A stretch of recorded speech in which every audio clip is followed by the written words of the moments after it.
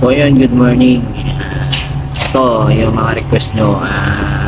Sabi nyo, sample lang ako yung kung paano mag-root pass ng carbon at hanggang copy. So yun, manood kayo dito guys. Ito ay para sa inyo, lalo na sa mga baguhan, mga gusto pang i-improve ang kanilang mga sarili, saka sa mga gusto pang matuto. Yun lang. Let's go, guys!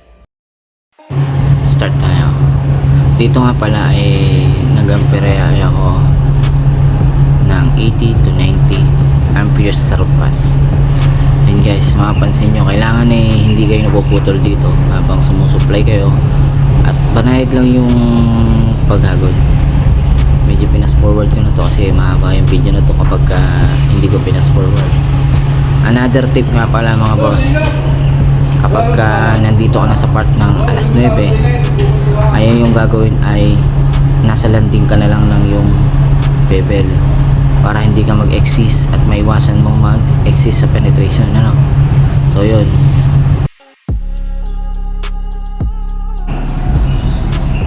So yun, inayarin na natin yung kabilang side ng routing, no. I-grind nyo lang to para sa magandang pagtayin nyo. Ayusin yung pag-grind. Yun lang, at maganda yung gap palagi. Yun, turok lang tayo. Melting nyo muna bago ko i-sumupply, ano. Kasi para maiwasan natin yung tinik. Ganun din, banayad lang ulit katulad ng kanina sa ginawa ninyo. Tuloy-tuloy lang, wag puputol na supply para yung routing nyo ay maganda ang kakalabasan, no? Yan ang sabi ko sa inyo, pagdating na last na huwag nyo lang gano'y ipapasok para hindi mag-exist. So yun, tatayin tayo guys. Yun, na-deliver natin na maayos, ano? So yan ang kinalabasan ng ating routing. At nga pala, tip ko sa inyo, i-grind nyo yan buo lahat para malinis. Pagkayari nga pala i-grind to lahat ng na to, pagkayari ng routing nyo, ay gagawin nyo naman ay steel brush nyo para lalong malinis, ano? Ganito, yan, para yung mga libaba ay hindi sumama habang nag-hot pass kayo para malinis yung pasada. Para pag ano, so proceed tayo sa hot pass, ano. So yung hot pass na to, gumamit nga pala sa amperahe ng 90 to 100 amperes sa hot pass, ano. Manahid lang, sakto-sakto lang yung hagod lagi, ano, para hindi rin tayo maiwasan natin masakbakan. Huwag tayong hinto sa gitna para yung root pass ay bumbu pa rin. So yun, nayari natin yung hot pass, no guys. Kitang kita nyo, napakalinis, walang kaputik-putik, ano.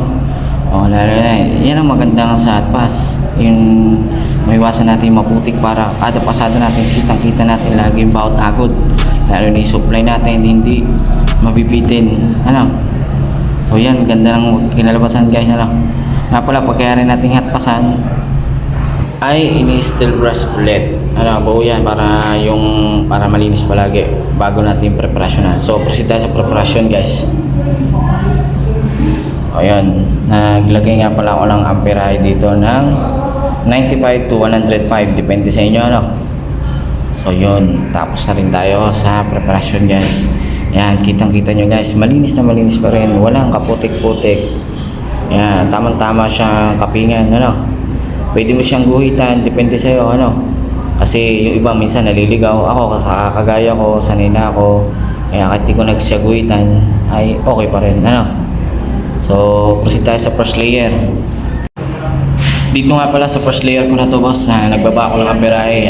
Gumamit lang ako ng 90 to 100 amperes. Dito sa first layer ko, ano. Ayun lang, ayos. Tuloy-tuloy lang, ano. Nga pala sa second layer ko, bababaan ko itong amperahe ko nito, no. Ilalagay ko lang sa second layer ko ay 85 to 95 lang para hindi ka naghahabol sa paghagod sa cupping, ano, para maganda yung kalalabasan. So yun, pinas forward ko na boss kasi mahaba na masyado yung video ko. So yun ang kinalabasan ng second layer ko, first layer hanggang second layer, ano. So yun guys, sana may natutunan kayo sa video ko. Ito nga pala yung kinalabasan ng root pass ko guys, no, bilog na bilog. So yun lang, sana may natutunan kayo sa aking demo. Sana suportahan nyo ako, i-like nyo yung page, ang ano ko, at i-share nyo na rin kung may natutunan kayo. So, may kirak na rin kung nagustuhan nyo yung video ko. Yun, thank you for watching. Kita ulit tayo sa next video ko. Love you!